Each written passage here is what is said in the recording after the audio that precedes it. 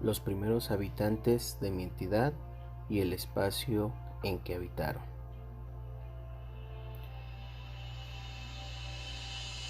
En el bloque anterior analizaste dónde está tu entidad, qué espacio ocupa dentro del territorio nacional y cuáles son sus diferentes alcaldías. Reconociste sus paisajes más importantes y te enteraste de que todos ellos se han modificado con el paso del tiempo. Ahora estudiarás cómo empezó la historia de la entidad, de sus paisajes y de sus edificios notables. Un dato interesante: la historia es el estudio de hechos y acontecimientos relevantes que ocurrieron en el pasado. Entender la historia de un pueblo o una persona nos ayuda a comprender mejor su situación actual. Recuerda que con el paso del tiempo, las personas y los lugares cambian. La naturaleza también cambia porque el clima varía con los años, lo que ocasiona que los animales y las plantas también lo hagan. Hace más de 20.000 años, cuando los primeros grupos humanos llegaron al lugar donde ahora es la Ciudad de México, el medio natural era muy diferente al actual, como viste en el bloque anterior. La región estaba ocupada por el lago de Texcoco, que se unía con otros 4 lagos de agua dulce: Xaltocan, Zumpango, Chalco y Xochimilco. De este último quedan algunos canales que tal vez has visitado con tu familia. El clima de la cuenca en el tiempo de los primeros pobladores era más húmedo, lo que permitió que abundara la vegetación acuática y que hubiera grandes pastizales y bosques. Esto atrajo a las manadas de mamuts y otros mamíferos. Los primeros habitantes llegaron a la cuenca de México persiguiendo a los mamuts para cazarlos. Además, podían cazar tigres, dientes de sable y venados. Para hacerlo, utilizaban arcos y flechas, lanzas o piedras que arrojaban con una honda. Se organizaban en grupos y seguían a las manadas durante varios días para alcanzarlas. También vivían de la recolección de frutos y de la pesca. Los cazadores esperaban que los animales se acercaran a los lugares donde bebían agua para que se hundieran en el terreno húmedo y cazarlos. Como no tenían ciudades ni comunidades establecidas, podían recorrer largas extensiones de tierra buscando animales para cazar, lagos donde pescar o árboles y arbustos de los cuales tomar frutos y semillas. A lo largo de miles de años, aprendieron que si esas semillas caían en tierra suave y húmeda, después de un tiempo crecían árboles o arbustos. Así fue como empezaron a cultivar la tierra, es decir, a sembrar y a cosechar plantas y frutos para alimentarse, sin necesidad de recorrer grandes distancias en busca de comida. De esta manera descubrieron la agricultura. Al vivir de manera permanente en el mismo sitio, los grupos humanos comenzaron a construir aldeas, que eran un grupo de chozas situadas en lugares cercanos a ríos y lagunas, para regar con facilidad sus campos de cultivo. Los hombres y mujeres cosechaban plantas pequeñas en cantidades suficientes para alimentar a todo el grupo. Las chozas se construían en círculo, formando una pequeña muralla para protegerse de animales depredadores o de grupos humanos enemigos. Debido a que la agricultura les brindaba comida por temporadas largas y el alimento no escaseaba, las familias tenían más hijos, con lo que se conformó una sociedad más grande. Con el paso de los siglos, el paisaje de la cuenca fue cambiando porque comenzaron a cultivar más campos y a construir un número mayor de chozas alrededor de las zonas de cultivo. El cambio significativo sucedió cuando los pobladores aprendieron a cultivar maíz, producto que se convirtió en su alimento más importante. Para tener grandes y mejores campos de cultivo, los pobladores inventaron herramientas con las cuales cultivar mejor la tierra. Por ejemplo, la coa, que es un palo con la punta afilada y dura, para abrir la tierra e introducir las semillas. Además de la agricultura, también empezaron a domesticar animales.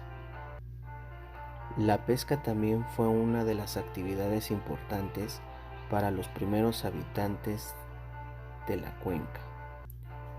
Miles de años después, en las primeras ciudades de la cuenca, las personas empezaron a especializarse en ciertas actividades. Se dividieron las obligaciones en la comunidad. Algunos se dedicaban a la agricultura, otros elaboraban recipientes de barro y otros más cocinaban alimento y construían espacios para secar la carne y preparar las pieles de animales para vestirse.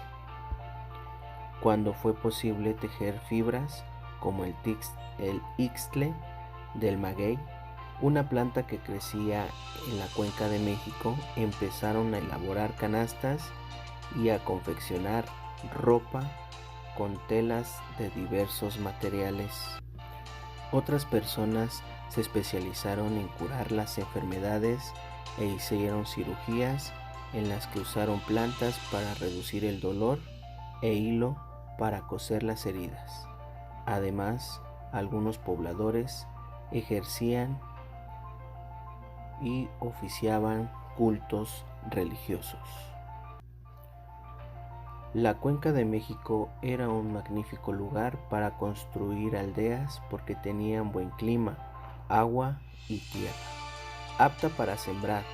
Con el tiempo, las aldeas se multiplicaron y se transformaron en ciudades como Copilco, Zacatenco, Tlatilco y Cuicuilco. Con la expansión de las ciudades, las relaciones entre las personas cambiaron y se formaron diversos grupos sociales. Todos ellos eran gobernados por un líder que decidía cómo se debía hacer las cosas y quiénes serían sus ayudantes más cercanos. A los líderes también se les llamó, tiempo después, señores o tlatoanis, y a las ciudades que gobernaban, señoríos. Como las necesidades de las personas cambiaron, el paisaje de las aldeas se transformó. Los gobernantes decidieron construir edificios más grandes, algunos en forma de pirámide. En ellos se llevaban a cabo ceremonias especiales y ritos que ofrecían a sus dioses. Otros edificios fueron para las viviendas y para el mercado, donde la gente vendía y compraba alimentos, herramientas y otros objetos mediante el trueque. El trueque es una actividad en la que intercambian producto o servicio sin necesidad de dinero. Actualmente, en estas ciudades antiguas solo nos quedan sus restos, a lo que llamamos sitios arqueológicos. Las ciudades de la cuenca intercambiaban productos con las aldeas. De esa manera obtenían lo que necesitaban para vivir. Con el tiempo, estos intercambios se hicieron más complejos y entre ciudades cada vez más lejanas. El comercio y sobre todo los tributos al maíz, frijol y pescados del lago que recibían de las aldeas que habían conquistado les permitieron crecer y llegar a ser ciudades ricas y poderosas. Una de las primeras ciudades fue Cuicuilco, ubicada al sur de la Cuenca de México. Se conoce poco acerca de ella. Actualmente solo queda algunos restos, objetos, rituales y una pirámide circular en el que se realizaban ritos religiosos. Alrededor de ella se construyeron las casas de sus habitantes.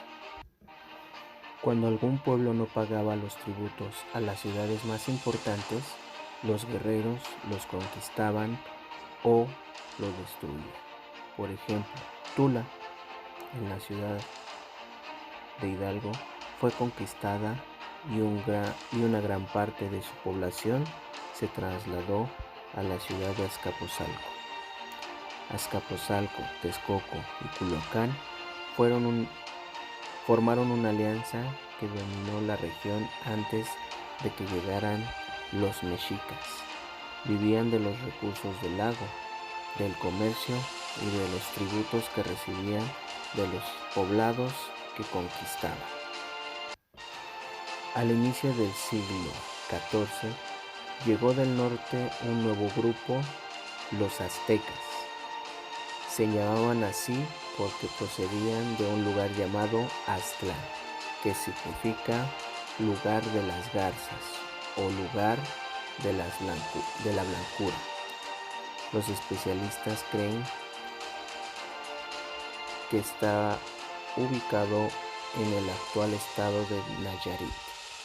También se les conoce como mexicas, que quiere decir pueblo del Meshi o pueblo de Huitzilopochtli. Los aztecas tenían un dios llamado Huitzilopochtli, que según el mito de su creación les ordenó marcharse de Aztlán en busca de otro lugar para vivir. Les dijo que sabrían dónde establecerse cuando encontraran un lugar en el que vieran un águila sobre un nopal devorando una serpiente. Viajaron por más de 500 años de un lugar a otro buscando dicho lugar, búsqueda que relataron en el códice llamado la Tira de la Peregrinación. De acuerdo con la Tira de la Peregrinación, los mexicas entraron a la zona del islote por Culhuacán y tuvieron que luchar contra otros pueblos para poder establecer en esa zona a cambio de ayudarlos en la guerra contra el pueblo de Xochimilco. Tiempo después, los culhuacanos los dejaron en libertad y les permitieron instalarse en Tizapán. Culhuacán los venció y los hizo prisioneros. En 1325, el señor de Culhuacán casó a su hija con el gobernante mexica, con lo que se estableció una alianza entre ambos pueblos. Pero los mexicas sacrificaron a la mujer en honor a su dios Huitzilopochtli y tuvieron que huir de la ira del señor de Culhuacán. Se fueron por la laguna rumbo a Iztapalapa, llegaron a Michoacán y al fin hallaron el águila en una isla pequeña o islote en el centro del lago de Texcoco. Ese mismo año, cuando llegaron a su destino, el grupo tuvo diferencias, así que se dividió y fundaron dos ciudades independientes: México Tenochtitlan, donde hoy se ubica el centro histórico de la Ciudad de México, y años más tarde Tlatelolco, donde se ubican actualmente la unidad habitacional Nonualco Tlatelolco. Y es así como finalizamos parte de nuestra historia dentro de nuestra gran ciudad, la Ciudad de México.